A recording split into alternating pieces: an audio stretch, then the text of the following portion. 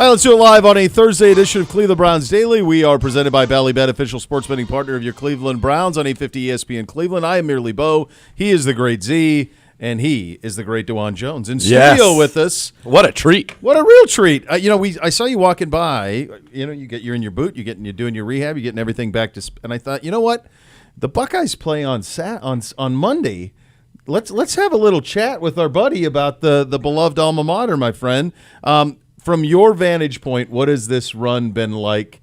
And then put yourself in the position of playing the regular season finale and now having what will be your fourth game, which is the one they'll play on Monday. My perspective from it is pretty crazy. I was there at the 2 North game and they lost, so it kind of hurt even more for me. But, it kind of like fueled them.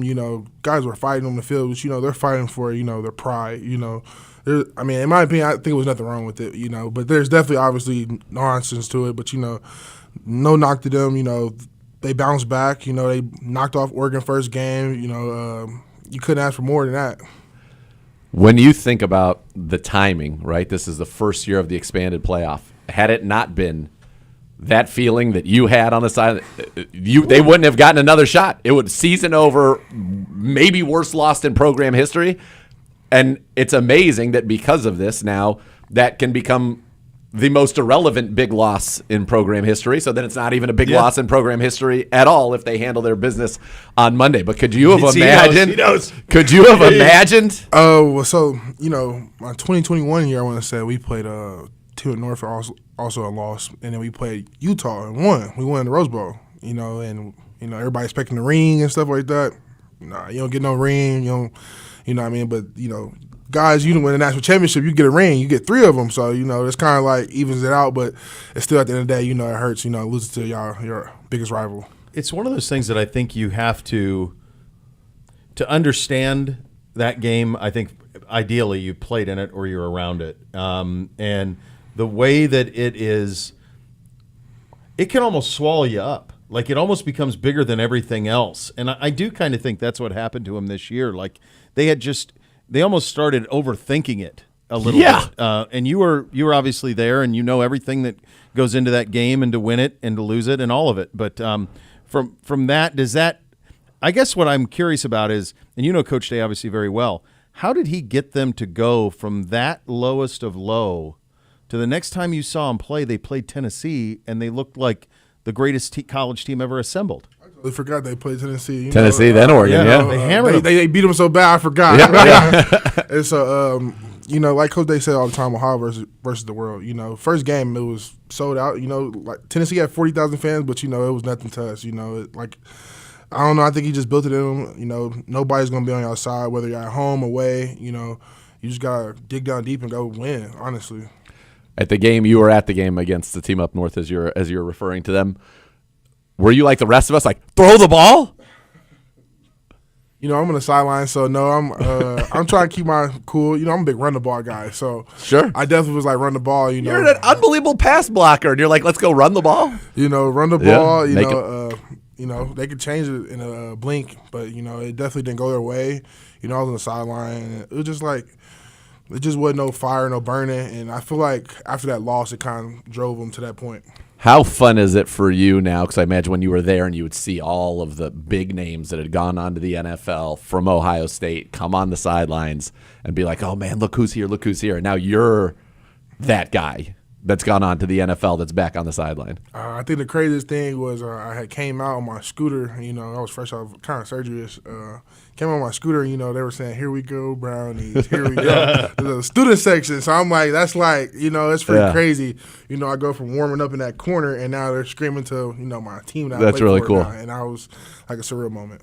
Former Buckeye and our fantastic tackle, Dawand Jones, in studio with us. This is the first year of doing the 12-team thing.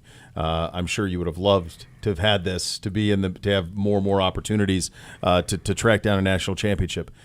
How do you think? Because I think the fact that Ryan and Chip and so many of the guys on the staff have NFL experience really helped them.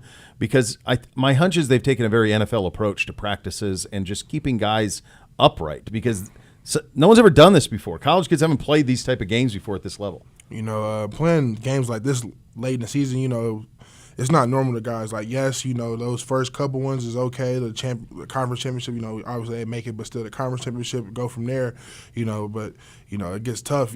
Even me, when I got here, just even watching the games, you just be more tired during the end. You're right there at the finish line, but, you can't give up.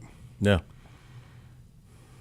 How excited are you for it? Are you going? I'm not going. I wish I could. It's a once in a lifetime chance, but I have a feeling it is not going to be a once in a lifetime chance. I have a you feeling, but you never say never. You know what I mean? But it's the first time. 12 teams. The first time going, all that. But I'm gonna stay here, treat myself right. Make sure everybody is right. Yeah. Are you surprised? I think one of the kind of untold stories about all of this is that in this era that we're in college football with NIL and free transfer and all of it, I mean, they've had a handful of transfers, but even like Devin Brown, the backup quarterback, like all the thinking is he's going to Cal, but he's still with the team. Like it's January. It's crazy. January. Everybody else already left. How do you, for those of us who on the outside, how do you explain in an era of free agency and all of it? How do you explain that togetherness? It just starts when you sign your name on that dotted line, and then when you go on your visits, it's the brotherhood. Like, no matter where you go, like, it's going to stay with you forever. Like, we had a guy named Jay Gill, he came on our team just recently. It's still the brotherhood. That's still, like, my brother to this day, It just runs deeper in that. And so, whether or not, like I said, it's a Hog versus the world, whether, you like us or don't like us, and you go there, you got to represent it at the end of the day.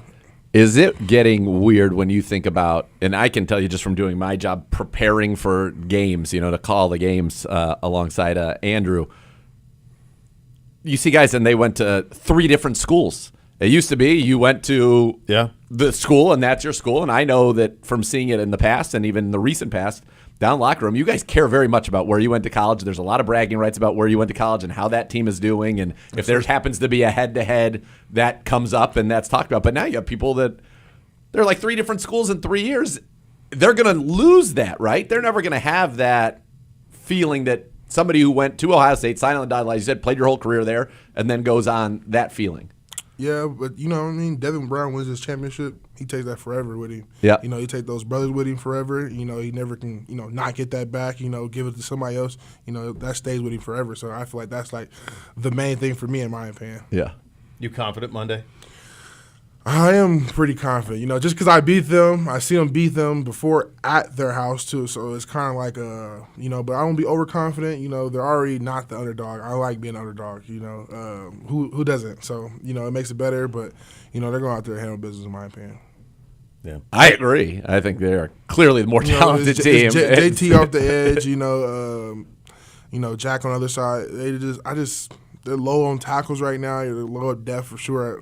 Offensive line play, and the guys get the running gains and get the 10 off. It could get real ugly, in my opinion, real fast. Yeah, because they're not great at the forward pass, and then you flip it to their defense, which has played well at times, but does not have. Keep a spy on him. Keep a spy on the quarterback. He's going to run. So I think, Coach knows going to. I like that. Dawand scheme. He's thinking globally. He's like, I got the defensive game plan, got the offensive game plan. Yeah, they don't.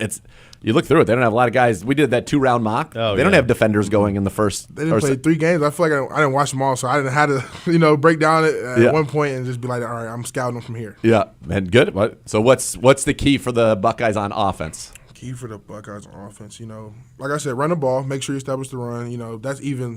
That's from actually the locker room. Establish the run the ball. The field game, make sure, kicking game is right. And then, make sure you get forward the ball. You find forward the ball, you got something good. And, if they double team him, you got Carnell, you got Mech, you got guys that, you can't force it to him all the time. So you got little things right there, little drag route, all that. When was the first time that you got word from down there about Jeremiah, that he was a little different? It was actually – nobody texted me.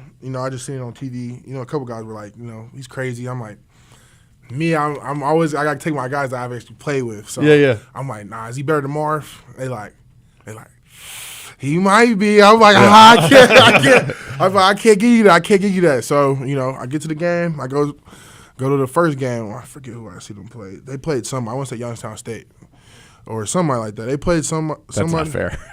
They played somebody. It was like mid-major, and I was like, oh my god, like he's different. Like I was like, all right, yeah, he's definitely different. And then he played the team up north game. I went to that. I think he caught the one in the corner, right in the back corner, and I was like, yeah, he's He's legit. And I was like, is he still better than Marv though? And I was like, yeah. He's a freshman. Yeah. That's I think that's the thing. He's 18. I think that's the thing for it is that he's a freshman, but I was also seeing Marv do some stuff against IU, and I was like, I ain't never seen that either though. And you gotta give everybody credit. It is a very long and distinguished list of receiver you over there. Yes, I know. there's Coach no- Hartline be getting them in. Man. There's no doubt about it. All right, I want to ask you about somebody else who has a great deal of ties to the Ohio State Buckeyes because it kind of came out after the fact, and we've never got to talk about it, but that you and Mike Vrabel really bonded. And as the season went on, and by the way, you started playing really well at the end, unfortunately, before the injury, that you guys kind of became real close, and he became kind of like your mentor. What can you tell us about that?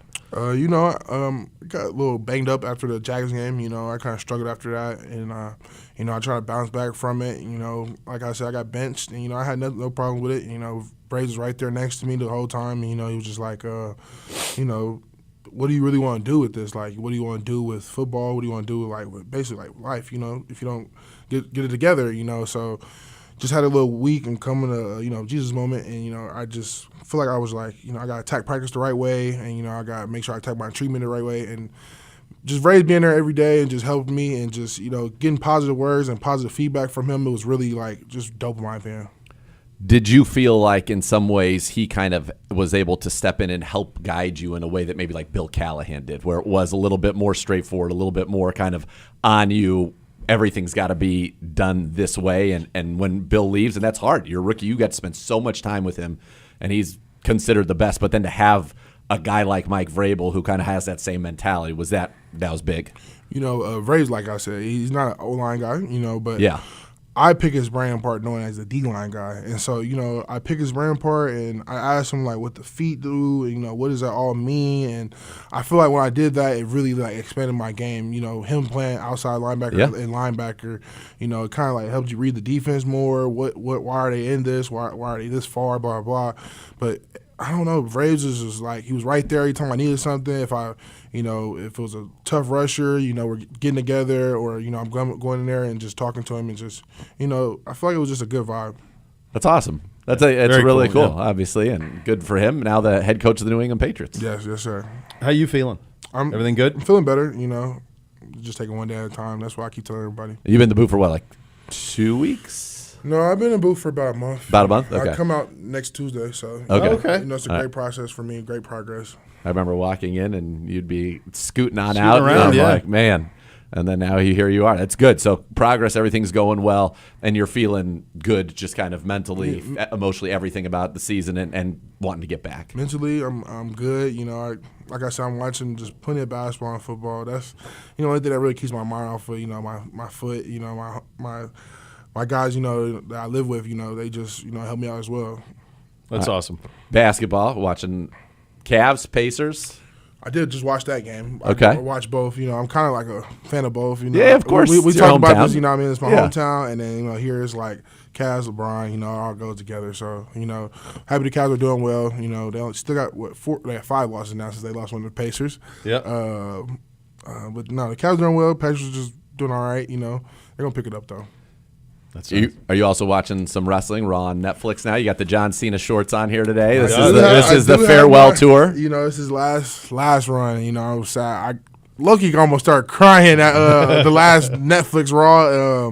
I definitely almost shed a tear. Knowing that was his last run. I grew up. That's Thugonomics. That's my era. You know what I mean? Yeah, I was saying. I was there, man. I was. So I went. I was starting with WrestleMania 19. I went to just about all of them. So I was there at WrestleMania 21 when he won it in LA for the first time. But 19, he was still Dr. Thugonomics. Yep. Oh, so good. You won the U.S. title, I want to say, the year before, right? At 20. Yep. Yeah, that was at Madison Square Garden. Yep. Yeah, I was there for that as well. Yeah. Are you going to the Rumble? I'm going to try it. It's definitely an indie. I already hit my agency up and just asked them, like, can I have tickets? I need it. But, if not, I'm just going to go ahead. First of all, they love when NFL guys come. So I think you're going to have no problem. Second of all, when they find out that you're a big fan, make sure they know that. Yeah, I got you. And that perhaps there is a time post your playing career where you might want to entertain in the squared circle. One of my great moments is he was scooting out. I was coming. He's like, dude, I watched your match. He goes, that was awesome. I was like, yeah. He took a guitar shot from Jeff Jarrett. I was like, Did he really? I haven't heard about that. That's dope. Did you? You did? In my opinion, that's the dopest thing ever. I didn't know that happened. Yeah. I totally didn't know. Yeah. No, there was some coverage of it. Me personally, I watched Jeff Jarrett on TNA, and so like what I mean, King of the Mountain. Obviously, I watched him on WWE before, but he was like all country and stuff like that. He came on TNA. Yeah. He was a different person. So he's right now in AEW. He's going like the one last run story. Like he wants to win the title one last time. So hopefully it'll work out for him. Very cool. Yes. Very, very cool. What? Great. Great seeing you, buddy. Yes, Yeah, sir. man. Go Bucks on Thank God for Monday. having me. Yeah, of course. Go Bucks. Absolutely. Handle the business. Good seeing you. Yes, sir. All right. Thank you. That is Dawand Jones joining us here in studio, and those are your hot topics of the day. Coming up next, we'll go around the league. A lot of news around the league, inching closer to that divisional weekend. We'll get into that a little bit coming up as well. Bill Bender going to join us coming up in about a half hour from now. You're listening to Cleveland Browns Daily, presented by Ballybet, official sports betting partner of Cleveland Browns on 850 ESPN Cleveland.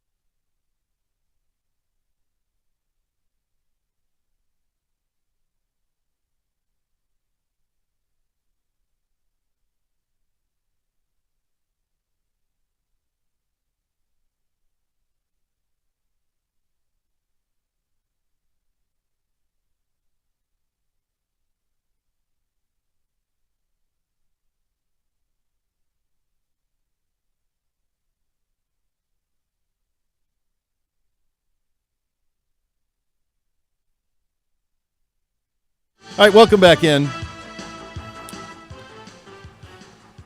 If you are a man in your 40, I wish I was. I am a man in 46. 40s, a man in your 40s. I know what you're saying. Bob Uecker was omnipresent in your life as a kid. He was in mine. He was in yours. I guarantee you he was in Gibby's. He was. I feel like Gibby's going to have some story where he hung out with Uecker and would add that would did track. something. That would track that there was something. He was for the kids, for the young Gabriel and Dr. Young J. Gabriel. Let him watch. He was part of one of the most successful advertising campaigns of all time with Miller Lite. Yeah. I'll be in the front row. Less tastes great, less filling, all of that. So he's in the center of that. He was on Johnny Carson over 100 times on Johnny Carson. He was in WrestleMania. He was a huge part. Choked by Andre the Giant. Right. Huge part of WrestleMania at that time. And he was in a sitcom called Mr. Belvedere. Yep. Which Mr. was great. about a Pittsburgh sports writer who, beyond any reasons that make any damn sense, had an English butler Mr. Belvedere. help raise his family. I mean, makes no sense. How would he afford it? No one even asked. It was Nobody just, even asked. very fine. That was it. You got cute kids, and we'll do this. And so he's in that. And then the coup de grace is he's in Major League, which is, in my opinion, the greatest sports movie ever made. Agreed. I think it's perfect. And I think he's as important to it as Ricky Vaughn or any of the rest of them. I think he's Just critical. a bit outside. Oh, yeah. It's critical to it, the narrative, The of voice. it, all of it. I'll be honest with you. I did not even know until there was a Sports Illustrated piece that I tweeted a photo out of. It's unreal. Which is like in the early 2000s. I didn't realize he was the voice of the Brewers. Yeah. Well, I know that obviously now. Yeah. But for the whole time I knew him, I thought he was just like a guy around baseball. And then he would host like these VHS tapes you'd get with your Sports Illustrated subscription, like Crazy Moments in Sports. Like he'd host those. Yeah. I thought he was that. I didn't even know he was the voice of the Brewers from the 70s until probably 15 years ago. Yep. Had no idea. So he passed at 90, but he was omnipresent. Tour de force. I mean, when people of our age, when you think of a camera that puts the pictures come out of it, what would you call it? Polaroid. Exactly. And there were many different brands, but Polaroid, just like what would you call a tissue that you wipe your nose with? Kleenex. Yeah. The Euchre seats, last row of the stadium. Yeah. Like those were the Euchre seats. Yeah. Or if you didn't have great seats, you're like, I got Euchre seats. That's right. I mean, and it's from those ads, I'm in the front row. And Yeah. like, you're in the Euchre seats. Yeah. He was such a part of Americana in a way that, we don't really get that as much anymore, where somebody's No. into so many different fields. I agree. And it's fun because everything's too quick now. You have people who have longevity, obviously, and you have people who are icons and all of those things. But you're talking about a guy that was never was the star, but he was always like the buddy, or was the supporting player who was the foil, and was just great at it and happy to do it all the time.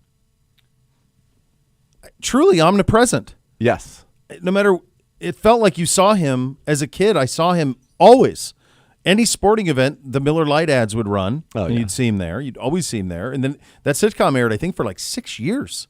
That sitcom I was not a on. big Belvedere watcher in my house. We were not. I know of it, and I watched it, but it wasn't like No, it wasn't. like Different Strokes, which No, that was a bit. And Unfortunately. Webster, because Webster. Alex Karras was in that. He was played for the Lions, of course, and then so there were a few of those. But yeah, like he was that. But then it was Major League. Major League was for a previous generation. I suppose there is a reverence for Slapshot.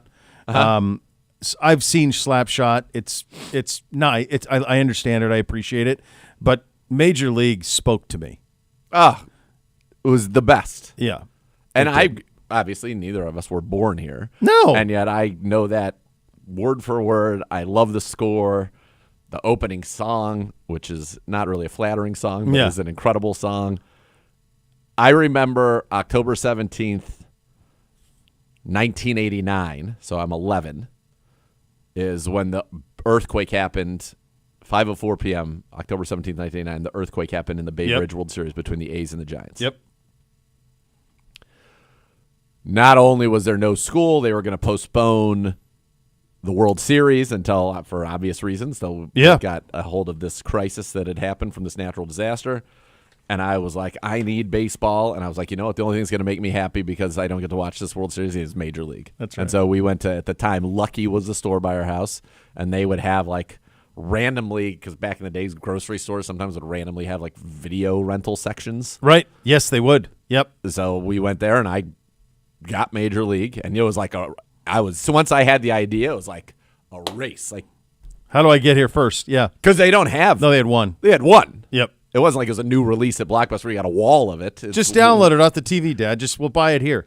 No. You have no idea. No, you had to go physically out. acquire it. Yeah, and hope that they had it. You could call and say, "Hey, do you have Major League?" They have 4,000 movies. They don't know what they have or what they don't have. No. The only way you knew is if you walked in and it was there. And it was behind. The box was behind the box. That's right. They had the show right, box, and then you had the real box where you had that contained the VHS. That's right. So I got that, and I remember I was just watching it over and over, and it brought me great joy. And his calls are iconic.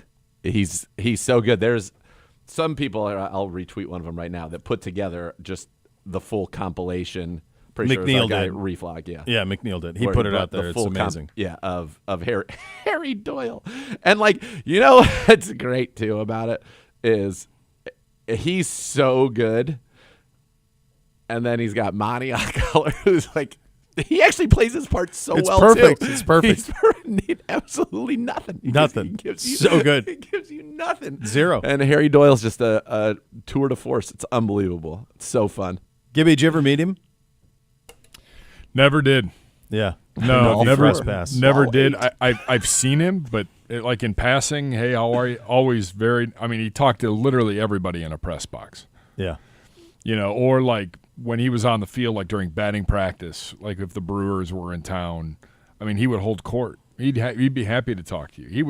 He would talk to the guy that was like fixing like the pitching machine. Yeah, just anyone. Yeah, you want to. Norm Shoot it up? Macdonald Let's go. told a story on Letterman that's making the rounds, Fogarty. and then Artie's, the Fogarty story, and then the one with Artie on Stern, which you can't play any of it, the Stern stuff. The one on Letterman maybe you could, but I thought the line in it that I thought was such a cool line was how he said that he didn't get starstruck by everybody was normal. Yeah. Like it didn't. John Fogarty was the same as the guy fixing the pitching machine Yep. to him. It didn't make any difference. Totally. Which I always think that's a really cool way to be. Yeah.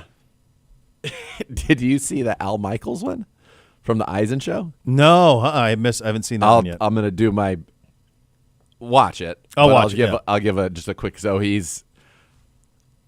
Al Michaels is telling a story about how Al Uecker and Howard Cosell? Howard Cosell are doing a baseball game together. Wow, what a group! And he's like, how Howard says everything with such authority. And basically, they realize pretty quickly Howard is calling for a bunt in a particular situation that by calling for a bunt, he basically exposes he knows absolutely nothing about baseball. And Michaels says that, Bob Uecker was trying to, gently guide him to the correct decision here without being like mean and being like, you're an idiot. He was being very nice about it and just kind of be like, well, maybe you want to do this instead, blah, blah, blah. And Cosell says to him, why are you being so truculent with me? And then he says, do you even know what truculent means? Yeah. And without Michael's story, he says, Uecker, without missing a beat, says, well, if you had a truck and you lent it to me, that'd be the truculent. On the air. I mean, come on. He's like, whose brain works that way so quick? There's another story where he says something that's so quick, too, and it's just like, oh, man. Great. Perfect. And Yeah. I cannot imagine what Major League meant to your era. It was awesome. I mean, you're right. I mean, he was what as are big, you he had as rooting big for? a part in that movie as anybody else. And at that as time, Charlie Sheen or anybody. The Indians are nothing. Friends of the Correct. Feather. I love when he welcomes people, all the Friends of the Feather. Look at, oh, baby. It's a little bounce in Doesn't his step. stop Is that him. Is Got that a Chelsea boot. Look at that boot. Little Chelsea. Looks like a suede. It is a He's not suede. even worried about the He's not worried about it. precipitation. No. Fine. Throw him in the grab. He's new gonna pair. Have, yeah, he's gonna new pair. He better when he walks outside. He's gonna have to. he doesn't have to worry. The parking spot's very close. Where you wrap the shoe. We don't worry about that. He's not wrapping anything. He's gonna wrap that shoe. He'll just throw those right in the trash. Pick out another pair out of the box. Bill Bender up next. You listen to Cleveland Browns Daily on 850 ESPN Cleveland.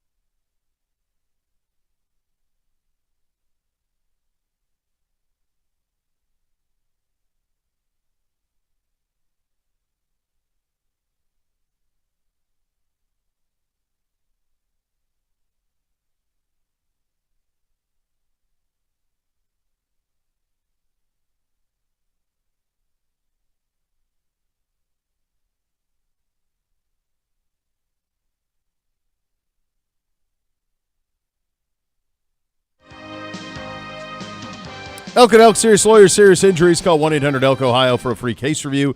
Elk and Elk is a proud partner of your Cleveland Browns. And now time to head on the Twisted Tea Hotline, presented by Twisted Tea Hard Iced Tea, official sponsor of your Cleveland Browns. Keep it twisted, Cleveland. He is the senior writer at the Sporting News. He is a great friend of the program and a great human in general. Bill Bender joining us there. We have a national championship game on a Monday. I want to talk, before we get into the game, and we'll talk great length at that, I want to talk to you about the logistics of this from the college football side of things, because as we sit here on a Thursday, I'm thinking to myself, wouldn't be bad if they – first of all, I think we all know they're going to move the calendar, Bill, but the idea that this game is a Monday following the divisional round of the NFL, in the general sports world, I think it's going to get eaten up. People will watch the game, no doubt, huge numbers. But in terms of like the build-up to it, I think they're in a little bit of a black hole, my friend. What is your vantage point as you've watched this thing the last month? Well, in order to do this job, you have to have a spouse that has a sense of humor. And I made the joke that it's been 80, like the Titanic meme, where it's been 84 years since Ohio State played Michigan, and now they're playing in this championship game 51 days later. The calendar's too long.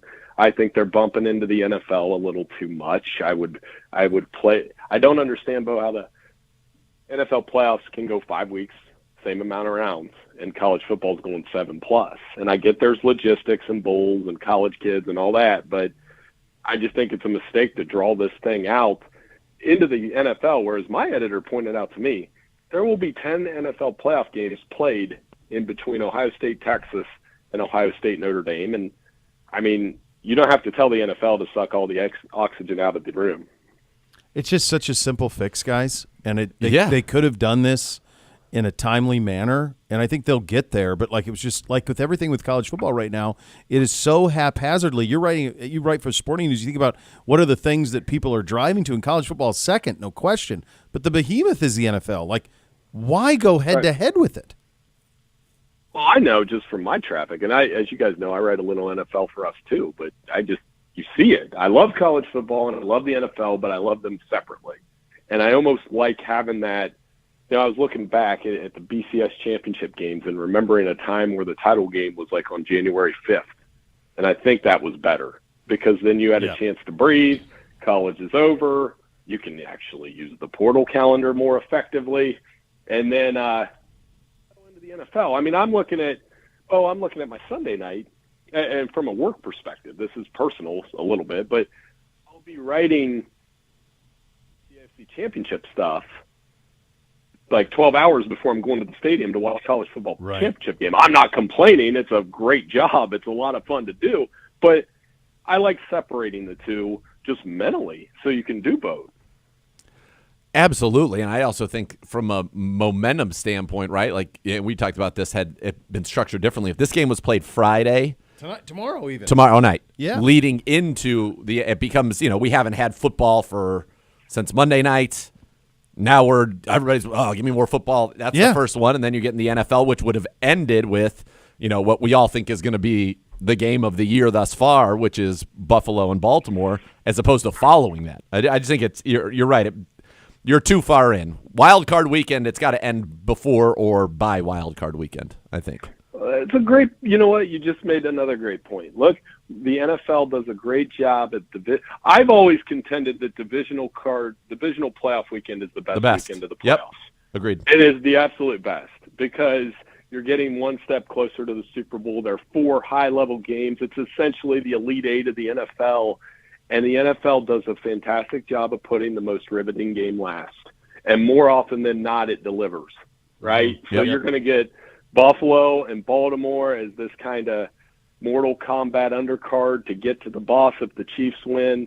And I think the winner of that game is going to win the AFC. So that's where the focus is going to be Sunday night instead of the build-up to this one-of-a-kind matchup between Notre Dame and Ohio State, which, don't get me wrong, is amazing. It's amazing storylines. I just hate that they're probably going to get drowned out a little bit over the weekend. They are, yeah. The game's going to rate. It'll annihilate last year's numbers. These are two of the four biggest brands in the sport, two of the biggest followings in the sport. The storylines here are rich. It's just going to get overwhelmed by the NFL this weekend. It'll pop up on Monday night, and then everyone will tune in. But in terms of the buildup, you're just missing out on that. In terms of the way that these two teams got here, Bill, let's start from the Buckeye perspective. And I go back, and I know you and I talked on my morning show in the lead up to the Tennessee game about what exactly would we see. And I think I said something to you to the effect of, I have no idea what I'm going to see against Tennessee. Now, that seems like 6 years ago, but what we saw was emphatic, right? And then it was again against Oregon, and then it was talent equates game against Texas, a true heavyweight fight, and you survive in advance. From your vantage point, and you've observed Buckeye football for a long time, and certainly Ryan Day very closely for a while now, how did he flip this? How did he go from we're fighting on the field, disastrous Michigan game as bad as anyone's ever been, to on the precipice of a national title? I just think the worst, I keep using the line, the worst thing that could have happened, and you still got to play ball. And they took advantage of the opportunity. You know, that Tennessee game, had you showed up an hour before, and we talked about this, you would have thought, all right, this is a funeral, because there's all this orange in here, and the Vols are going to run them out of the stadium. This is going to be terrible, and they just 5 minutes into the game, that couldn't have been further from the truth. And I would be lying if I didn't think that was going to happen that night. And the way that Ohio State came out there, then annihilates Oregon in the Rose Bowl. I don't even think they played close to their best game against Texas, and they won by 2 touchdowns. I thought Texas actually had a really good game plan defensively, and now you play Notre Dame in a game where I think pressure's on Notre Dame to produce offense. And I say that knowing that they had 10 points against Ohio State 2 years ago, 14 points last year, a third different quarterback that's going to take a crack at that veteran Ohio State defense. And I actually think the best player on the football field either way, we all want to say Jeremiah Smith. I think the best player on this football field is Caleb Downs. Yeah. And what he can do and come in and crash in with Lathan Ransom and Sonny Styles, and they can come crash in on that running game if Notre Dame doesn't show they can throw the ball. Which I don't think they're going to be able to throw the ball. I mean, there are a lot of different ways that you could say, okay, the Buckeyes are going to win the game by doing this, or this. It feels like, from the Notre Dame perspective, unless the Buckeyes implode a little bit or try to be kind of in the Michigan game, my take on that was they just tried to be something they weren't to prove that they could be that, because it was still in their heads. But if they just play their game, I don't really see how this one is all that close. And the question then is Will Howard being slept on a little bit from not only kind of the national perspective in terms of the run that he's on right now, how he's been performing, and then perhaps as that translates into the National Football League in this upcoming draft? Well, you know, I remember being at his first press conference at Ohio State. He said the decision last year wasn't between transferring to Kansas State and somewhere else with Ohio State. It was either Ohio State or the NFL.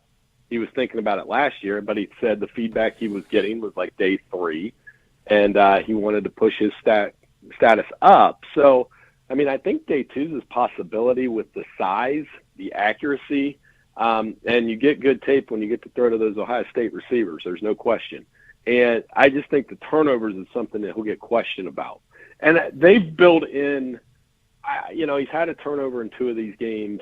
They've kind of built that in where it doesn't really hurt them. The Tennessee one, that wasn't an interception, by the way, but that's neither here nor there. I just think that's something he'll have to work on at the next level. But, yeah, I think he'll be a stretch to say round 3. I don't think it is. Bill, talking to the great Bill Bender of the Sporting News, we're all of a certain age here that are talking on this program, and to the point where we would remember Notre Dame's last national championship in 1988. Those Notre Dame teams, to me, at times felt like juggernauts. They had so much talent on them. They were just incredibly well put together teams. But it has been a long, long time. They already have what most people would say is a signature of the last decade or so win for Notre Dame when they beat Georgia in the Peach Bowl. And so they have that already under there. They get through the game against Penn State. What do they have left for the Buckeyes, and how specifically, if they are to spring the upset, What's the roadmap for it?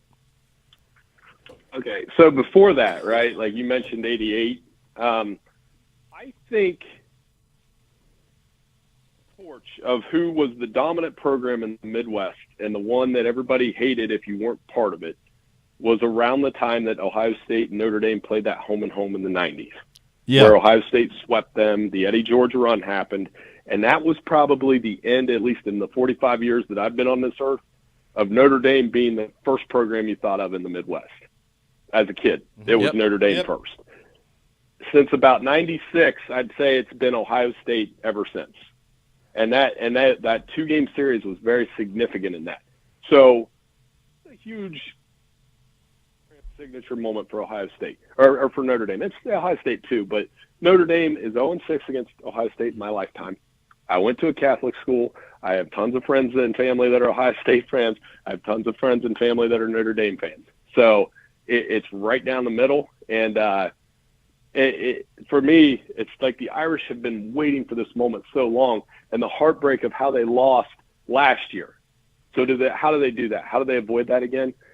Slow the game down. They have to show some offense early. They absolutely cannot lose the turnover battle, and it wouldn't hurt to get one or two turnovers on Ohio State's side of the field that they cash in on. Can they play man coverage against the Ohio State receivers? I'm not sure they can. I'm just not sure you can. I don't know if I would risk it. I think they're going to try. And then does their running game work enough? Last year, Love and Price averaged over 7 yards a carry over like 10, 11 carries against the Buckeyes. They have to be out of this world, and they have to be able to run the football. And, as Freeman's done, I talked to Jim Tressel about Marcus Freeman yesterday. We have a feature coming tomorrow. I mean, they got to do the Jim Tressel thing that Jim Tressel did to Miami. That's it. I'm very looking forward to reading that piece with you and Tress, because I covered Marcus. It was among the first teams I covered at Ohio State. He had a charisma about him then that was unmistakable. But to think that, 16 years later, whatever it is, he's the head coach at Notre Dame. No, I didn't have that, Bill. And he's crushed it. No, it's. And he's charismatic. It was funny. I know you and I do a lot of car rides with the kids to the practices, and I'm taking Grant home last night, and he goes, "Hey, Marcus Freeman's younger than you, right?" And I'm like, "Yeah, thanks." And he said, "Well, he still looks like he could play. He looks really big." And I'm like, "Oh, are you trying to say that I'm out of shape? Just say it, please." But he looks the part.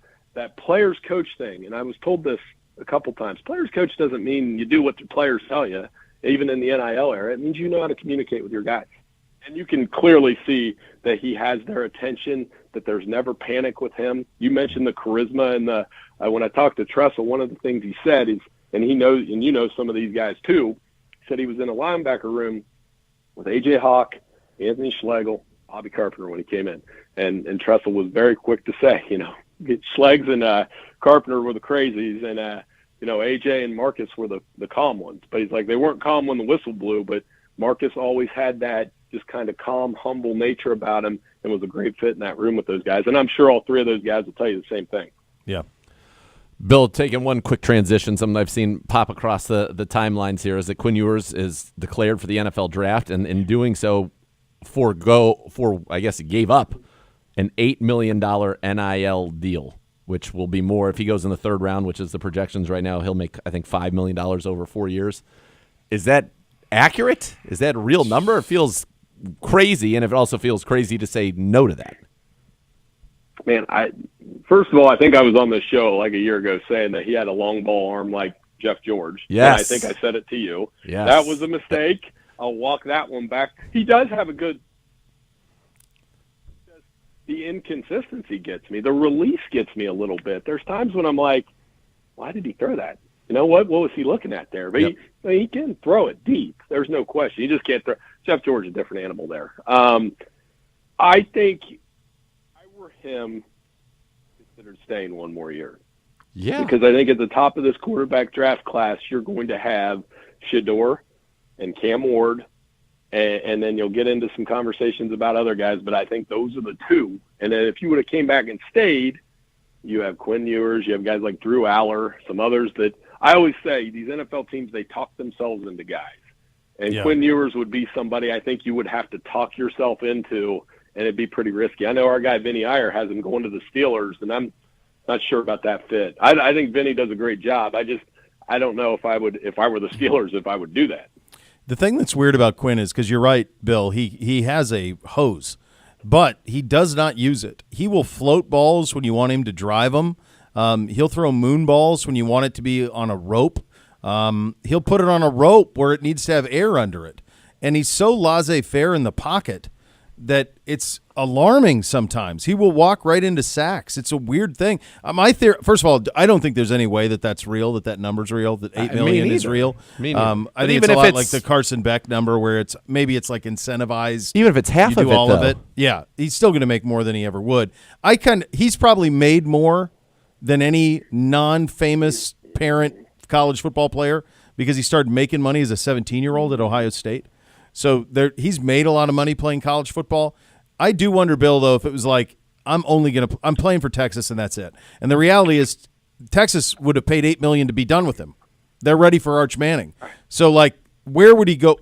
That would be the other thing. Like, where are you going to go play after that? After all of that, I'm guessing that played into it too. Yeah, I do too, and I think that makes sense. It's been an interesting career arc for him, but this is the confusing part with me with NIL is that I'm like, these guys are these guys making more money than Brock Purdy, and they're not better than Brock Purdy? I mean, what are we doing? So some of them are, yeah, definitely. And you're spot on about Texas and Arch Manning, because the appetite for Arch Manning, whether he's good or not next year, is so high right now. And it's wild. His first start's going to be at Ohio State. Yep. So what a test there's a better than good chance, judging by all the way too early, that I'm working on mine now, and I hate doing it because all it does is get on social media and people tell me I'm trash. Even though last year we had 3 of the top 5. Sure, but it's going to be Ohio State and Texas 1 and 2. Yep. It will be. The Buckeye Notre Dame ticket is going to be about $1 billion, and the Buckeye Texas ticket next year in the shoe is going to be about $1 billion. You're the best, buddy. Thank you so much for your time. Greatly appreciate you. All right, you guys are great. Thanks so much for having me on. Take care. All right, that's our great friend, Sporting News senior writer Bill Bender, joining on the Twisted Tea Hotline, presented by Twisted Tea Hard Iced Tea, official sponsor of your Cleveland Browns. Keep it twisted, Cleveland. It's hard for people who don't. And I understand a gross majority of our audience is no idea, or maybe just has a passing idea. Since we've been doing college football, Nate, they might have a better idea. There is no way to prove what any of these guys make or are being offered. Yeah, it's lawless.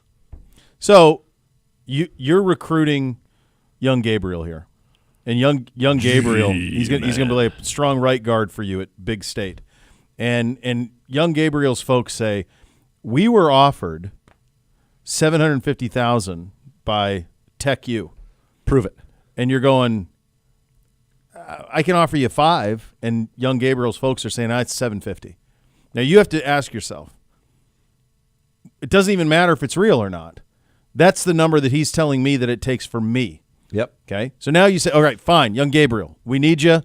We need the center of our offensive line sorted out. We think you're a 3-year starter here. We're going to take you up on. We're going to get it done. Let's get the NIL people to get it rolling. Young Gabriel the next day can say, it's 9 now. It's 9. And you go, wait a second. You just said it was $750,000. Yeah, but it's 9 now. Okay. Arkansas U offered me 9.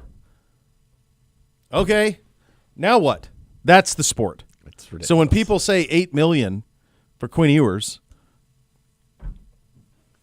I even look Who at knows? this directionally speaking, even if it was $4 million, it's wild that he would come out.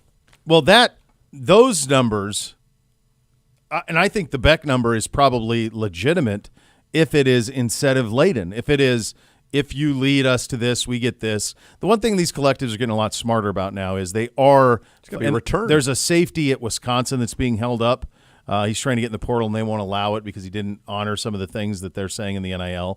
So the collectives are getting smarter now and saying, like, okay, fine, this is the price of doing business. Fine, we'll do it. But then this is what your responsibilities are to us. Yes. The problem, nothing's free. No, but the problem is the universities can't actually be tied to those because remember, NIL does not come from universities; it comes from boosters. So that's the mess. I mean, eventually, are we going to get to? You're going to get pay for play, which is I've been saying forever. Salary cap. Yes, it just seems to be the NFL junior. Yeah. and you just pay them a percentage of the money from television revenue, and then you get your control back. Yep. This isn't hard. No. The NCAA just doesn't want to call them employees. Do you think it will that be? sets up further litigation forever. Right now you have certain schools, and one of the things that's been part of the college football landscape forever is that it is not equitable. No. So would you have a salary cap by conference or are you saying You're going to take the Big Ten and the SEC are going to separate from everybody else. They're going to be their They're own. going to take some teams with them Yep. that want to come. One will be the There'll be North, two one will be the super South, conferences, whatever. There'll be two super conferences. There'll probably be upwards of 40 teams. Maybe there's upwards of 60 teams in them. Maybe 50, and those will negotiate their own television deals, and those will negotiate their own CBAs, and those will be separate from everything else. But in that world, let's just say that there's 30 in the Big Ten and 30 in the SEC. There's some. Sure. Are those 60 teams going to all have the same salary cap? Yeah, I think. Okay. I think that's the only way to do it, is that way. So that they're all working. Now, that would be such an incredible change from what college football has always Well, been. that's what I've said. You've had the powers have Hierarchy. always had the advantage because they have more money to spend and they make more money. Yeah. That's the thing, is if you go to that model, it is going to create all of a sudden, which actually will be cool for college football, I think, that the teams that actually do the best job having a level playing field are going to you're going to have much more variation. When that happens, it'll go back to the other things then. So in the old days in recruiting, how would you get kids We to sign? get you to go to the NFL. Well, you'd be that. It would be facilities. It would be, we got a slide in our facility. Oh, yeah, we got a water park in ours. It would be, quite honestly, it wasn't a coincidence, when at Florida State that they would have one of their biggest visit weekends, rush weekend. Yeah, they know what they're doing. They know what they're doing. Yeah, of course. So, it'll be all those other things again, and so the powers will be the powers.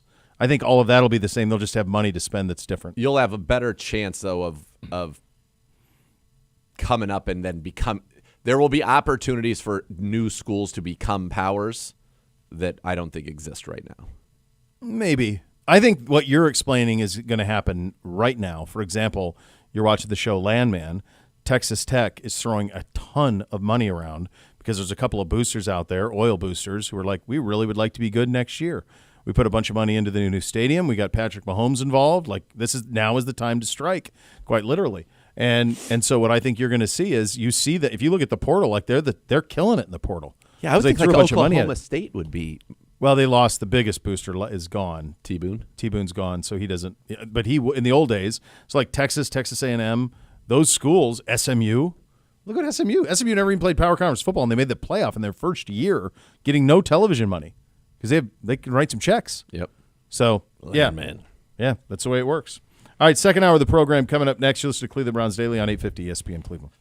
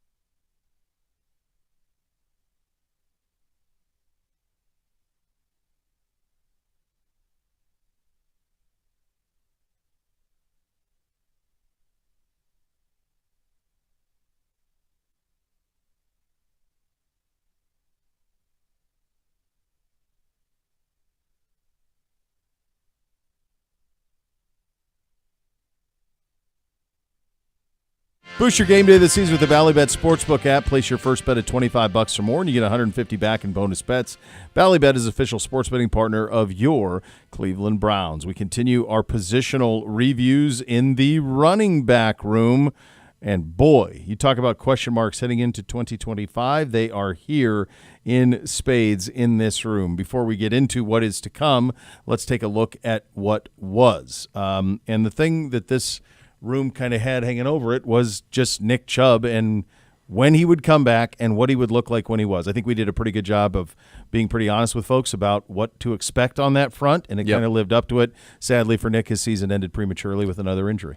It did, and really kind of you want to sum up the running back room in a nutshell. Nick Chubb played 8 games, and he was tied for the team lead in rushing touchdowns and led all running backs with 4 total touchdowns. And he played 8 games. Nick Chubb, 102 carries, 332 yards, 3 touchdowns, the lowest success rate of his career, lowest yards per carry of his career by a rather wide margin.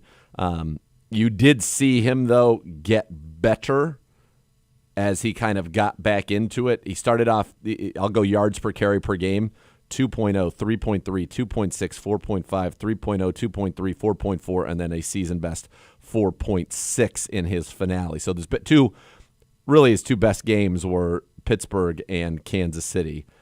Those kind of where he really got it going a little bit, and that was good to see. Now, he did have a 20-carry game against Pittsburgh in the snow.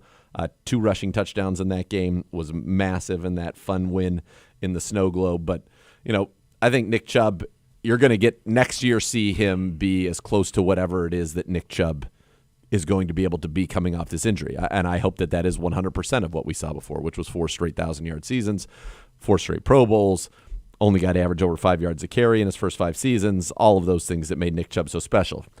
D'Onta Foreman, I got to tell you, I'll admit it, I thought that he was going to play a big role for the Cleveland Browns. You talked about a guy that had been successful everywhere he had been when given real opportunity, whether that was in Tennessee with Vrabel, whether that was in Carolina, even had some big games in Chicago a year ago. For D'Onta Foreman to not score a touchdown for the Browns when he was basically the goal line back for 9 games is crazy to me. He averages 3.3 yards a carry, had the fumble going in against Cincinnati. Yep. Massively disappointing. And I can tell you, not only did I have high expectations for him, there were high expectations for him to be in that role. People thought he was going to be in this organization, and it ended up being incorrect, obviously, but that he was going to be able to do what Kareem did the year before, but more. Younger, fresher legs, more home run ability, all of those things, and it certainly did not manifest itself whatsoever. So that was disappointing. Pierre Strong continues to get fairly limited work. But I still like him. I still think he can run. I don't think there's any doubt about that. And then there was Jerome Ford. Now, Jerome Ford a year ago, really was the guy the majority of the season. He had 813 yards rushing, 4 touchdowns rushing. He had 44 catches, 319 yards, 5 touchdowns receiving, gave you 1,132 total yards and 9 scores. This year, so much better with less. Last year, he had 248 touches. This year he had 141. Those 141, last year he averaged 4.6 yards a touch. This year he averaged 5.6 yards a touch, so full yards better. His success rate went from 39% as a runner to 47% this year. That's fantastic. He was good, explosive, 2 runs of more than 60 yards. He's got 4 of them now in his career. When you think about that, he is tied with Nick Chubb for the most 60-plus yard runs since the Browns have come back in 1999, and he's done it on 300 career carries. So home run ability, did a better job getting north-south, worked very well, I think, with Deuce Staley. Career high 5.4 yards a carry. Definitely a guy that coming back, you say, okay, he can certainly be in a tandem for us, and we'll be just fine with that. Yeah, I think one thing I want to go back to on Nick, I felt like, and I know we talked about it on the show, I did feel like that he was on the cusp of a bustin' one. Not vintage Chubb, but it felt like he was getting closer yes. to where you could see one of those games where he ran for 110 on 20 carries or something like that. That was in play. And it just was a shame that he didn't get a chance because it did feel like he was getting closer and closer to that. Well, yeah, and that's what I was alluding to. You alluded to with the carries, yeah. With the carries, with the yards per carry, started to hit some runs over 10-plus yards, all of that. Yeah, I'm with you. And I think it's unfortunate that he suffered the injury again this year. The good news is it's not an injury that is expected to keep him – it's not supposed to have any impact on his recovery from the real injury, which is the one that you're looking for him to get close back to, 100%. That's it. That's really where, you're hoping to see him, and I think he'll be there, next year. Now the question is, and I believe everybody wants it to happen, but it was a little more vague in Andrew Berry's press conference than perhaps we're accustomed to hearing. But I think that, Nick Chubb will be back. This is also something to just note. And we'll hear this more and more when we start talking to people, but this is a loaded running back draft. Dude. Loaded. Just look around the playoff. Loaded. It is. And I do think that this room needs an influx of weaponry, dangerous weaponry, people that are feared to defend.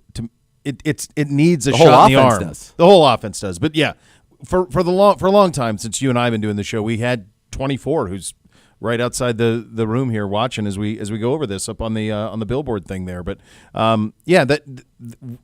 that isn't in this room right now. Jerome Ford's done it a little bit, but you need to get a real weapon back there again, and someone who can be relied upon for 18 carries, a guy who can come out of the backfield, someone who is to be feared out of your backfield. It is needed. It is definitely needed. This is a draft in which I think you can address a lot of things. Not a great receiver draft, but you know where it is great? And guess what? If Kevin Stefanski truly is taking the reins back, and this is going to be Kevin Stefanski is going to have, as we've heard reports, more say in the quarterback, more say over this offense. We're going to be running his stuff. What does that mean? You need another tight end. Yeah. You need another tight end. This is a great tight end draft. The Browns have their own. They've got the second pick. They've got the first pick of the second round. I'm sorry. They've got an extra third. I think when you think about those first four picks, I mean, it could easily be quarterback, running back, not in any order, tight end. Could be three of those four picks, and then you could say, okay, maybe we want a tackle, maybe we want somebody on the defensive line, maybe we want it's a good linebacker draft supposedly. Maybe you want a linebacker. But I think you have an opportunity to get a stud tight end certainly in the second or even in the third. Same with the running back. I think that I think those are two positions that the Browns will be looking at, and it's a draft that has a great deal of talent in those spots. From a running, you mentioned the draft. A lot of names, Ashton Genty, obviously the top of that draft and the number one graded. But then there's a bunch of guys who've been around college football a long time. Both the Buckeye backs, Quinshon Judkins, Travion Henderson. You saw the burst that they have. Jordan James, who was great at Oregon. He's like the sixth running back in this draft. Dylan Sampson was the SEC Player of the Year at Tennessee. He's like the 10th. Cam Scadaboo is the 9th best running back according to Kuiper. Ollie Gordon, who had a monster year last year. Like some of these guys are home run hitters. And so you're going to be able to get a real value play there at this position, I think, and a chance to really upgrade it. Obviously, you hope Nick's back and be crazy to see him anywhere else. You hope he's back. You hope he can get whatever his new 100% is. You hope that he can get there. But beyond that, if you go back to the Kevin offense, you mentioned the tight ends. I would mention this too. Like, it doesn't mean you have to go get Saquon Barkley. I'm not saying that. No. But you need to have somebody back there who can be relied upon and who is a weapon and makes defenses say, well, we don't want him going nuts either. And there's plenty of it in this draft. And I think that's you can get that at the running back position. You can get that, and I think at the tight end position. Yeah. You look right now. I'm looking through Dane Brugler's top 50. He's got. I'm just going to go from 50 up. Number 49, tight end Mason Taylor. Running back Omarion Hampton from North Carolina is number 40. Caleb Johnson, the running back from Iowa, is number 39. He does have some wide receivers in there. Abuka, he's got a 35, which would put him in play for the Browns right there. That's where I'm at. Second round. Second round, best weapon available. Yep. Whoever your best weapon available is in the second round, pick it. I don't care if it's a receiver, tight end, running back, whatever. Pick best weapon available. He's got a tight end from Michigan, Colston Loveland. He's got a tight end from, obviously, Penn State. That kid's good. Gibbe, you got a tight end for us too, right? I mean, there are the kid from BG. A lot of running backs and tight ends in this draft, which I think is going to be very this is going to be fun. This is going to be a lot of fun to see. And we're already, our eyes are there, but you're not getting as much draft content as you want yet because I think they're waiting for the NFL season to end. And the college season's not ended either, so you don't know who's all going to be in it because you haven't had all the guys declare. I just went to NFL.com, and their prospects are still showing last year's on their profiles. On ESPN, they have their draft stuff is updated. Who do they have on tight? Who do they have at tight end? Who's Kuiper have at tight end? He's got Warren, Penn State. He's got him 16th overall prospect. Then Loveland, Mason Taylor, Gunnar Helm from Texas. Mitchell Evans, Notre Dame, is down there. Luke Lachey, that's awesome to see. Jim Lachey's son, he's on there as well in the top 10. So, yeah, there's a lot of good talent there at that position. So, yeah, you're going to be able to give these things a boost, and I do think this running back room needs a big boost of it. We don't know what Mike Bloomgren's what his role is going to be or what impact he will have. We assume we're headed back to the Stefanski form of offense. That would seem to be the case. So, all of those things will have to marry, and there's a lot of things that need to be sorted out. But one thing you know for sure is an influx of talent is needed in this room for 2025. We will go around the league coming up next. You'll listen to Cleveland Browns Daily on 850 ESPN Cleveland.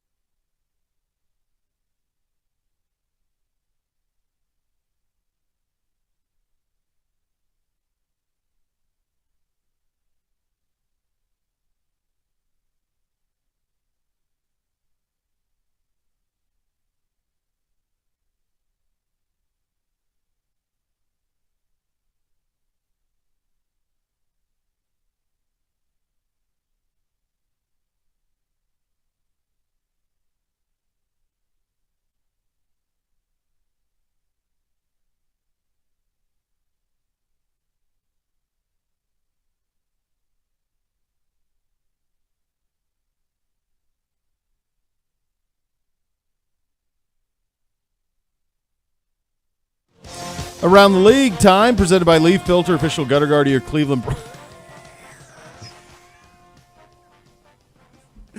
I love the points. Yep, that's it. Little of that. You'll get that through there. So good. Oh, that's great. It's presented by Leaf Filter, official gutter guard of your Cleveland Browns. Browns special teams coordinator Bubba Ventrone named one of the head coaches at the Senior Bowl in Mobile. Defensive line coach Jacques Césaire will be on the staff of the other team as well. So we get a first-hand look at these guys. Yeah, Mike, do we know the Senior Bowl rosters yet? I don't think so. I think you're probably waiting for the game this Monday to be done, right? Because, let's see. We have some accepted invitees. There's no official rosters yet, however. So we don't know who's on which team. That is correct, to my knowledge, yes.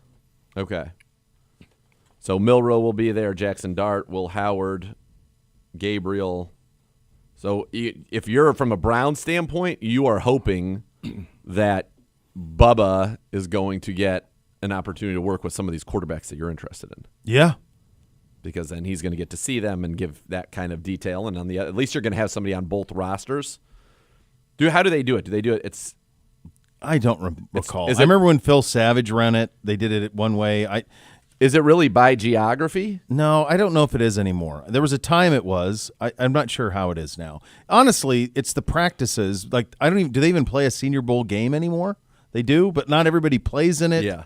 So it's very strange. Like it's really the practices is where all the value is. So Bubba is the American team, and there's American and national. So it's not geographic, but hopefully we can get those quarterbacks onto Bubba's team, which would be, I think, very, very helpful.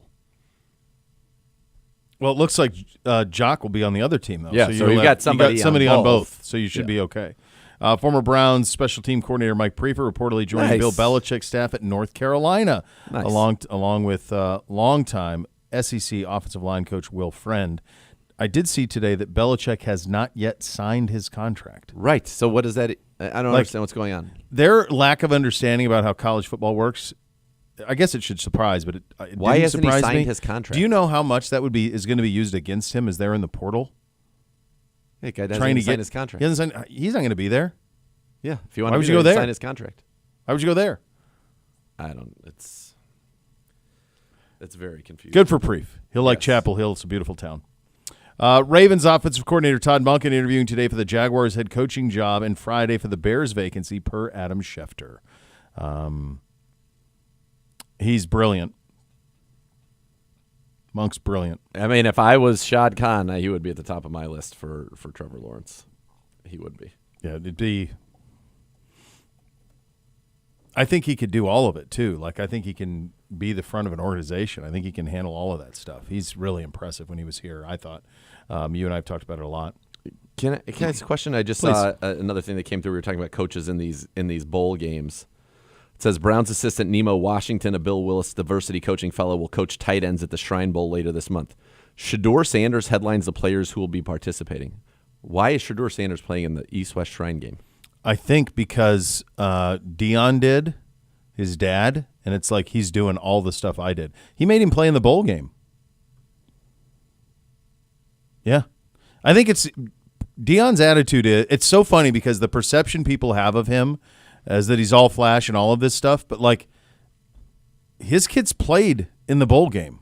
He's going to play in the Shrine game is usually well below crazy. The only why would Dion have played in that? I think it mattered more then. Must have. Yeah, all that stuff mattered a little more back then. Like you weren't so worried about getting hurt or anything. Like you're invited to play in All-Star games, you played in them. Yeah, interesting. So I just saw that. That's fascinating. Yeah, yeah, that is. What's going on in North Carolina is very confusing to me. Speaking of Sanders, this is not on here, but this was reported by Ed Werder today. Okay. I am told that he would almost certainly accept if Jerry Jones offers to make him the next Cowboys head coach, that those around him are encouraging him to pursue it, and that Jones is enamored with the idea. Where is Ed Werder synonymous with? What town? Dallas. Yeah. Anything's possible. But this feels to me like Coach Prime would like a raise at Colorado, and he's calling in his why would Dallas favors. So Edwarder is saying that from prime propaganda standpoints. Well, I mean, it could even be a Jerry propaganda standpoint. Jerry helping Prime. Yeah. Could be that too. And then today they have requested to interview Kellen Moore, who we talked about yesterday. I believe you had that. Yeah. So, I mean, if you hire Dion, you're also going to have to hire an offensive coordinator. Yeah, but that's true of Mike Vrabel yet. But no, I understand that. But like Saleh. they're like, to me, like the identity of them is going to be through Dak. So you want someone walking hand in hand with Dak? Yeah, of course. For the next 5 to 7 years. Yes. Right? I agree with that. So and he's had a bunch, they've had, Kellen Moore was there, McCarthy's been there, different things that they've had to work through. So like I would want this done once right, and the clock's ticking a little bit on Dak.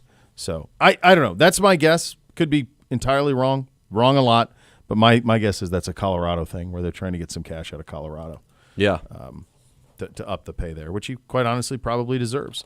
All right, coming up next, we will open up the mailbag. Before we do that, I should tell you, if you want to get your kid involved with the Dog Pound, you can join the Junior Browns Backers, presented by University Hospitals, Rainbows, Babies, and Children's, in association with Cardinal Credit Union, the Cleveland Browns official kid club for kids 4 to 12. Enjoy events, activities, and more. Visit juniorbrownsbackers.com to join today. The mailbag opens up next. You're listening to Cleveland Browns Daily on 850 ESPN Cleveland.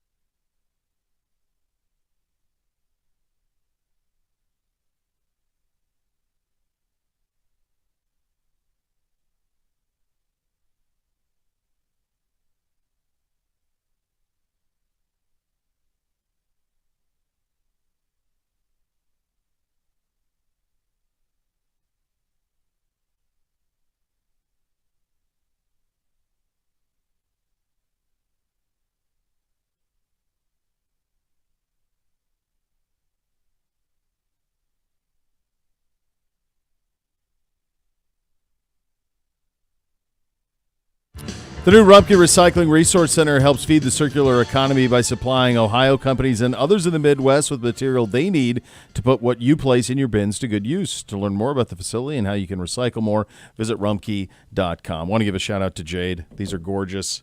Let the sun shine in rose-colored glasses, the great Jade McRae. Sent these to us from Australia. Beautiful. Yes. Love it. Love it. Love it. Love her, love it. Jade, is she coming to Cleveland? I was driving in and I saw on the billboard that the guy she tours with, Joe Bonamosa or whatever, is coming to Cleveland I in would assume February. that would be something. I believe. Yeah. We'd have to Yeah. get Jade in studio. There you go. And we'll have to, it'll be a little bit of a trial of Gibbe. Oof. Gibby will be out that day. If he's smart. He's not showing up for that day I of would trial. not. Flying would to not. Florida. I I can't would win not. that. I know I can't Gone. win that. No, you're gone. Where's Gibby? I don't know. He's supposed to be. Didn't you see him? Did you see him? Did you see him at the Ravens game last Sunday? Gone. By the way, that guy ended up on the TV broadcast Oh, yeah. last week. He And did. I was like, That's right. oh, boy. Yeah. All right, time to open up that mailbag. It's presented by the Cross Country Mortgage Company, official mortgage partner of your Cleveland Browns. When it comes to financing, they'll always get you home. Visit ccm.com today. Equal housing opportunity, NMLS 3029er. Hello, Gibby. Hi, gentlemen. You can tweet your questions. Snowing again. What's that? Snowing again. Great. When I was That's coming just in here wonderful. today, it looked to me like Berea was shutting out at like half day. Yeah. Like it was an exodus out of Berea Mid-Park High School. So I wondered if they knew this was coming and they And they said, bolted. we're out of here. Well, out. trying to get in this morning was not so great. That's a nightmare. Yeah, it was Yeah, a true nightmare. I'm tired of attempting to shovel, clean off my car. I don't even do it. Like Is the this the driveway, I biggest just- in recent memory of consecutive cold and snow? we have not had a winter like this in a while. in many a years. long time? Yeah. Yeah, this has been. What's coming next week? That we Next haven't week seen is in- insane cold. I don't I know. had a hunch that we didn't cancel school this morning because that's coming Because next it's coming. week. Yeah. Same. Yesterday or today, we probably could have canceled, Yeah. and we did not knowing what is coming. So I was talking with my kids last night, and there's some thing called the snow day calculator. Okay. Yeah, mine are aware of this. That is a real thing. Yeah, and so they had 98% were bummed they had to go to school today. Yeah, mine were like, well, can we stay home? No. No, school's happening. Yeah, what are we talking about? Love a dog today. We'll kick things off with his question in honor of the great Bob Uecker. Who is on your Mount Rushmore of broadcasting teams? Now, I am happy to help you guys. I have a list. No, I think I can do it. Okay. Some of the greats include Dick Enberg and Merlin Olsen. Don't give too many hints because I want to. I think. Do you have yours without? No, looking? I don't. Al, Frank, Dan. Okay. Gosh, I think really. Oh. All right. I've got mine. This would be a very personal, because it's your experiences, right? Correct. So in the George Washington position of my Mount Rushmore would be Pat Summerall and John Madden. Yep, that's my number Yes. one. I had that first. That would be mine. In the Abraham Lincoln role, Al, Frank, and Dan, Monday night. I like that. I do like Alan. I liked Al and Chris together. They were great too. They're great too. I wrote them down, but then when I heard you say, I like that.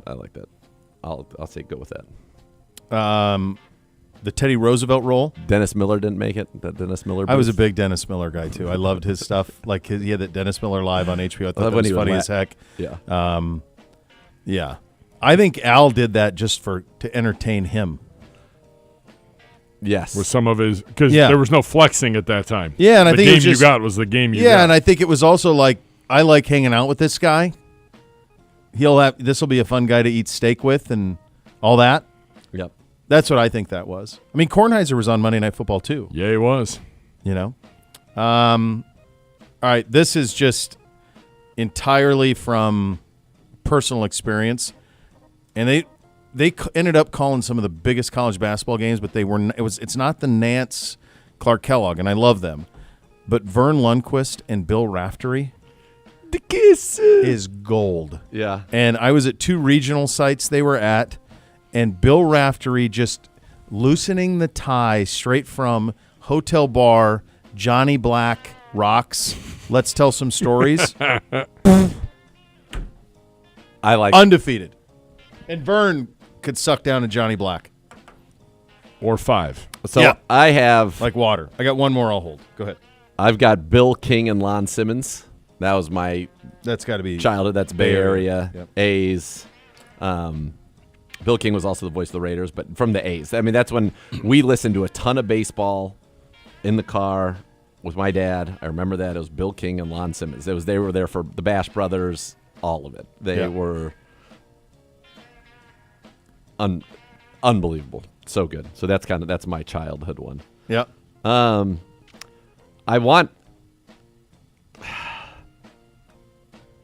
I want Nance to be on here because I think he's I know. the play-by-play voice of our Lifetime. Yeah. Really. Well, I mean, 86, Al- 86 Masters, though. Like, yeah. Al was only football for us, though, really. I mean, he did baseball when we were really little, but mostly just football. Nance and Sims were good. Yeah. And I think it was. Nance and Romo initially were awesome. I mean, he did to do the Masters, the Final Four, and the Super Bowl within 90 days. Yeah. But like it's not the partnerships that I. You know who I'll go with for my golf? So I've got a few more. So Can Nance only and- do 4.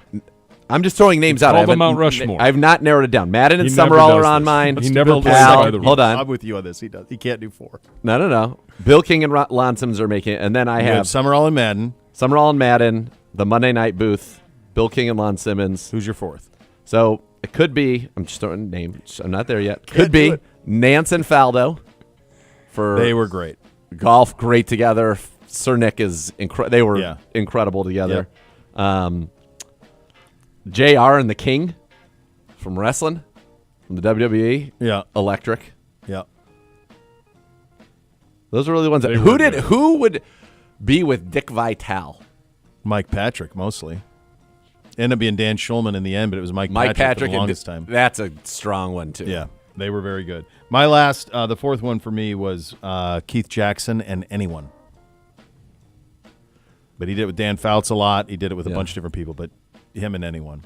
Others receiving votes, Brent Musburger Oh man, Musburger. with Almost Anyone. You are Yeah. looking live. You're looking live. I mean, that's so great. That's great. So That's a hard that's one a to good do. question. That's tough. I like that he did teams, though. That's why I like that. It wasn't like Yeah. play-by-play or host. It was like teams. So I like that. Ooh, what about So that's what Nance and Kenny Venturi? Kenny had a gravity to him. Yes. some of the other combos, John Miller and Joe Morgan. Yep, that was I national was not- baseball. I was never a Morgan guy. I always liked Johnny Miller, but I was not a Morgan guy. Was with the Giants. Everybody knew Joe Morgan. Doc Emmerich and Bill Clement. Doc's Hockey, great. great. Yep. Al Michaels and Jim Palmer. Oof, predates. Yeah. Yep. They had Gus Johnson and Dan Bonner, CBS. That's when Gus had that run on the Final Four where, like, he had, like, the Ron Lewis game. Yeah. That was at that time, yeah. Byrne and Gary Danielson, SEC on CBS. They did, but I don't think Gary Danielson could suck down a Johnny Black like Bill Raftery could. I would agree with that. Is Buck and Aikman, are they – how long have they been I think together? they'll get there. How long have they been together? Long time. I mean, since – isn't that the only guy Buck's ever worked with at Fox? I think. Now, this particular list actually threw in a couple ESPN announcers, Patrick and Olbermann. That's But that's not SportsCenter. a play-by-play. No, Sports that's Center. not it. You can't do that. That's against the rules. They had Frank Gifford, Howard Cosell, and Don Meredith. Before my time. Yep. Jack Buck and Hank Stram. Yeah. I'll tell you who's good is Jim Lampley on the boxing Yes. with Larry Merchant. With Larry Merchant That's, yep. Yeah. and the Harry Letterman. Was it Harry Letterman card or whatever? The Letterman card. Jim, I got it 7-3. Take it. Was it So great. Was Larry Merchant Merchant's the the one who- fight doctor? Yeah, the fight. Yeah, I think so. And he would go in and he would do the interviews like Yeah. right after they got beat or if they won. Merchant was great. Yeah. Yeah. So, love it, Doug, today. Thank you. That was a good one. job by you. Gorilla Monsoon and Jesse the Body Ventura. That was mine. Was that? Yeah. Preston joins us again this week with a fact and a question. Yep. Fact of the week: you can't say the letter B without touching your lips. B. Probably be the same for P, right? E. I think P. it, P. B. B. G. G are fine. Those will be fun for B. people who get that. You and I looking into the camera and trying Question to say B's without touching our lips. Of the day. Greasy. Would you rather have the ability to time travel but never be able to return to your original time, or have the ability to read minds but never be able to turn it off? I'm reading minds. That's like it's a Malcolm Gladwell. I don't know. I don't know. I don't want either one of those things, honestly. I wouldn't want to time travel and never get back to where I am. That would suck. Yeah, you leave everybody behind. Yeah. No, thanks. Can And I the other take one, people with me? Can I take a crew with me? obviously, would anybody would Yeah. Well, then you're going. Well, I don't. Who gets on that? I mean, that's Noah's Ark stuff. Yeah, there's a. You guys can. Sorry. Sorry, G-Man. Sorry. We're gonna leave you here. We're leaving you. You're going to carry it forward, G-Man, because we're going backwards. That's right. I mean, you and I, though, if we traveled back to flourish. Mad Men. Oh God, we never leave. Right? Never. We wouldn't Never have leave. to. We wouldn't have to. So leaving wouldn't be a real thing we'd be worried about. A compilation of just Don and and Roger Sterling conversations around the drinks they had in the office. Unbelievable. It's everything I've ever wanted. I mean, if you think about it from our standpoint, great. Sports on the radio is huge, Oh, iconic. steaks at noon. So A that's lot of that's things. the mind So one. great. If I could hear everybody's thoughts all the time, that would drive me nuts. I wouldn't want and that. I wouldn't want. It'd ruin everything. Nobody Yeah, needs. I don't need to I know don't all want to that. know everybody's. I don't need to thoughts know all the that either. No. Kyle Ryan found out What about recently Bobby? he's going to be a dad for the first time. Congrats. Congratulations. Congrats. Yeah. Any advice? As somebody who's ready to go down that road Yeah. for the third time. Here we go again. Yes.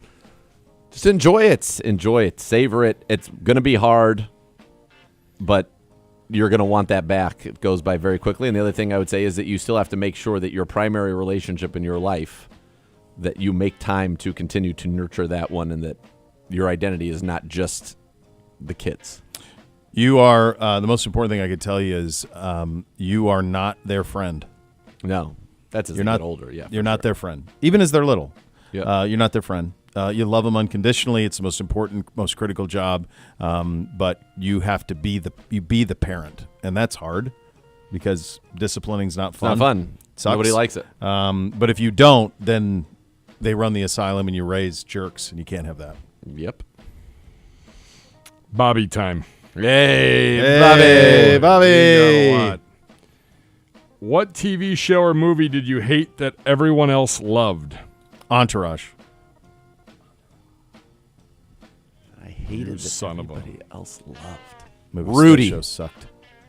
Rudy. Yeah, I don't like that Movie either. stinks. That movie does stink. Wizard of Oz stinks. Rudy. Terrible. Is charcuterie a meal? Can be. It can be. I mean, you can take down a whole lot of prosciutto. You're not going to be wanting to do a whole lot else. No. How long would you last in the Hunger Games? Never watched it. I have no idea. What do I got to do in that? What is the Hunger I don't Games? know. Me, you, and 50 people are sent off into the wilderness, and until one person is the last one alive, you're fighting for your life. I'd be just fine.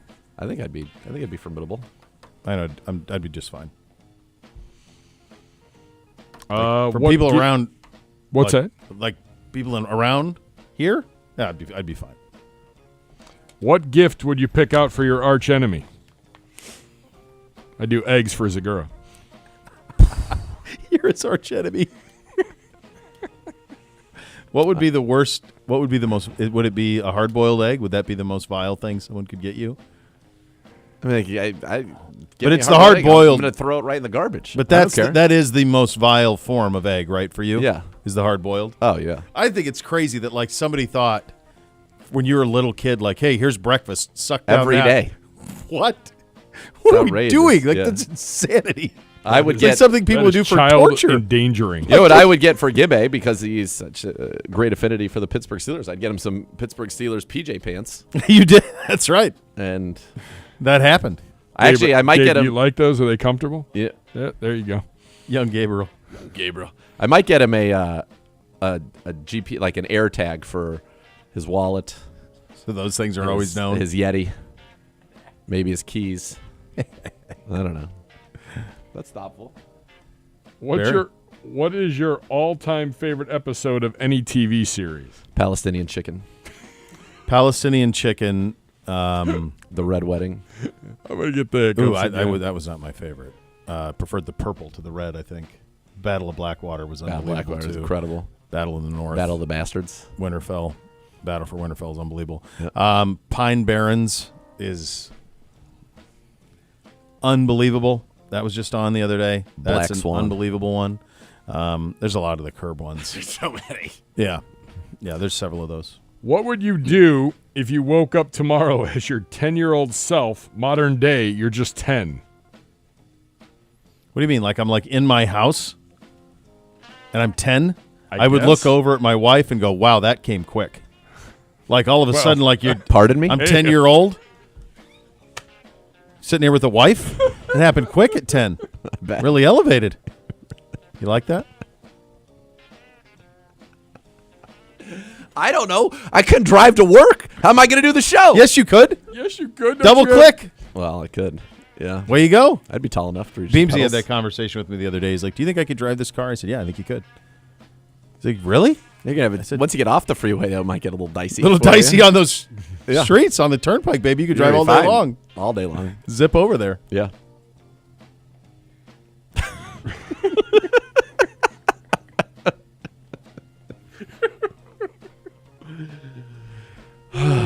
Yes. Greg Gumbel not mentioned, says Kevin. But I don't know what team Greg would have been with. He was awesome.